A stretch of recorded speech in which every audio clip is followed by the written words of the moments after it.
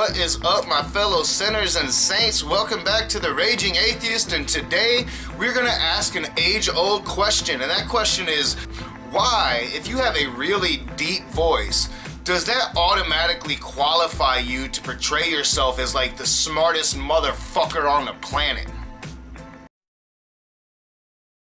Is there an afterlife? Life after this life ends? There probably isn't a human being who hasn't asked this question at one time or another. And here's the answer. If there is a God, there is an afterlife. Yup, you guessed it, my atheist friends. I'm going at Dennis Prager and his prick-ass self, and let's just answer what he just fucking said right there. Why? Why, if there is a God, there is an afterlife? How the fuck do you know? You've been talking to God? Have you seen this fucking afterlife?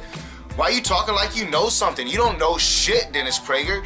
The only thing you know is that you're kind of like me. And one thing I know is I like to pretend like I know fucking everything. It's that simple. And here's why. First, this life is filled with an immeasurable amount of injustice and suffering. No shit, Sherlock. Tell us something we don't know. We know that this life is full of injustice and suffering. And if you're right and your God created all this shit, your God's fucking responsible for all that injustice and suffering.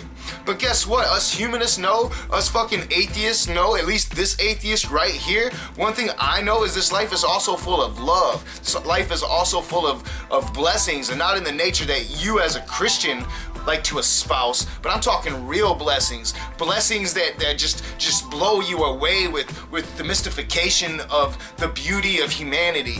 But let me guess, you're gonna use this injustice and suffering that your God created to espouse like this is some kind of proof that your God exists. And you're gonna talk about it like this is absolute scientific proof and fool the morons that don't know any fucking better. The only way there can be some ultimate justice for victims of evil is if there is an afterlife.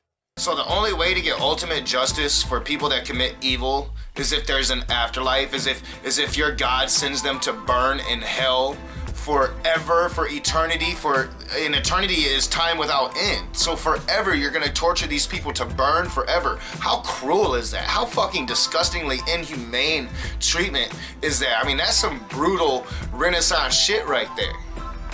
I don't know, if you ask me, if a rapist or a murderer goes to prison, yeah, sometimes they might go to prison and you know, run that shit. But a lot of times they're gonna go to prison and they're gonna be somebody's bitch. And if somebody going to prison for the rest of their life getting ass raped isn't, you know, some justice, I don't know what is. And the only way comfort is available to those who suffer unjustly, from painful disease and premature death to the death of a child, is if there is an afterlife. Really? The only way is if there's an afterlife? Like, as if reincarnation doesn't answer this question without an afterlife? As if, you know, your God, if he existed, didn't create all that shit you just fucking talked about in the first place? It makes no sense, yo, and you're an idiot for believing this shit. But such an afterlife exists only if there is a good and just God. A good and just God provides a way to compensate for all the unjust suffering in this world. So a good and just God kills everything on the planet except for two of everything he throws on a fucking boat.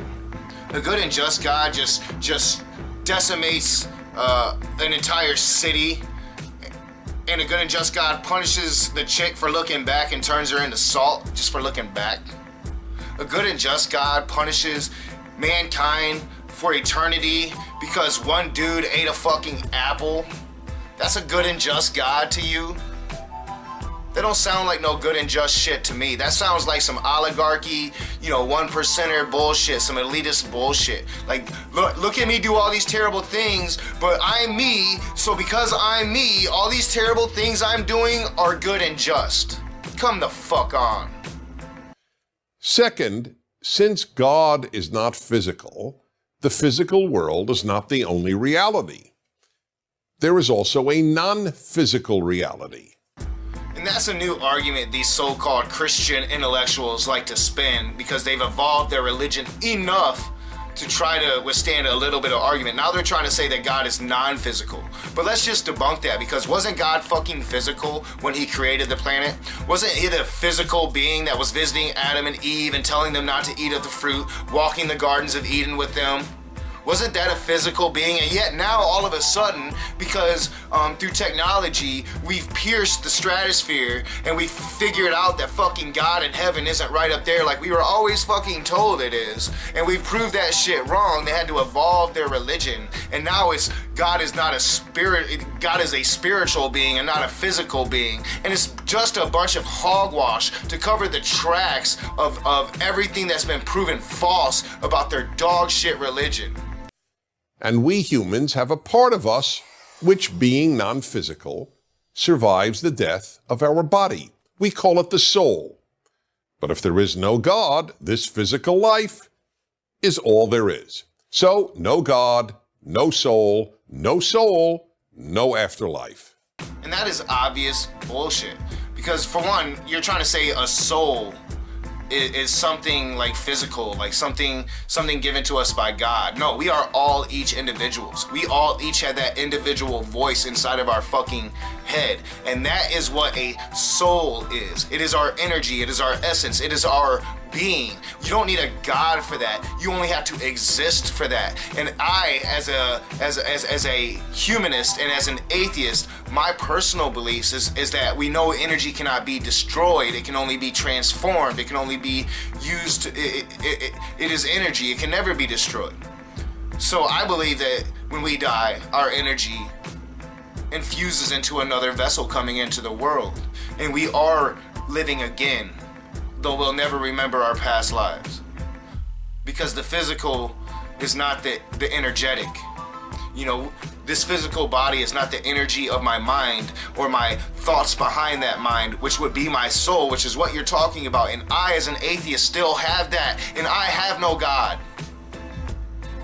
I am a heathen, an abomination to said God for the things I say.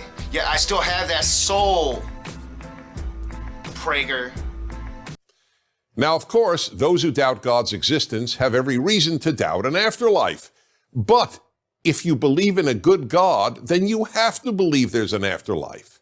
Why you gotta put stipulations and ultimatums on people's spirituality, Prager? If you say you believe in God but not in an afterlife, the God you believe in is not only not good, that God is cruel. That God made a world filled with unjust suffering and just left it at that. Bitch, that is exactly what that motherfucker did.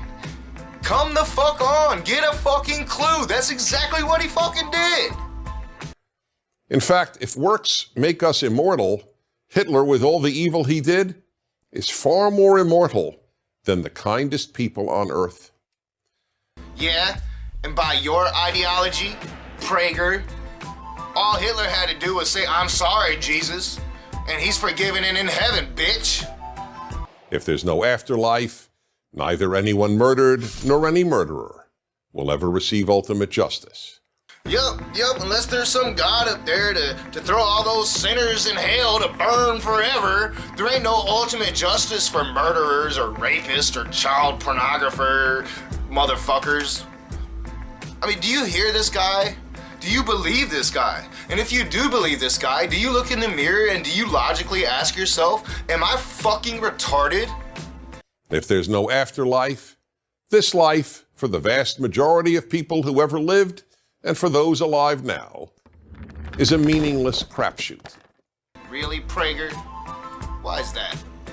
Because you say it's so? So it has to be so because without your individual conception of God being pushed on every single human being on this planet, now we're just living a crapshoot because we don't believe in that said conception, that said individual universe that you're walking around and trying to portray that is the almighty of universes and that you know everything about everything? Really, Prager? Finally, people always ask me, so what happens in the afterlife? To which I can only respond, I don't know. But I do know this. My belief in God and the afterlife keeps me sane. And with all that shit you just said, all I heard was you admitting that you are completely insane. Completely insane. That if you need this ancient, antiquated belief system to keep yourself sane, then in my opinion, you have had to have gone insane, which is why you spend your time espousing this crazy ass, fundamentalist, far right evangelical bullshit. It's sad, dude.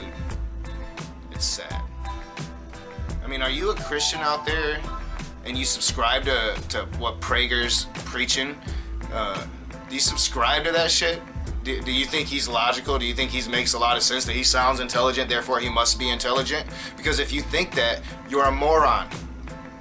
As always, I'm your boy Nakasuchi. This is The Raging Atheist. If you like my videos, hit that thumbs up. Subscribe to my channel. Share me on your social media. Comment in the comment section below. See you soon.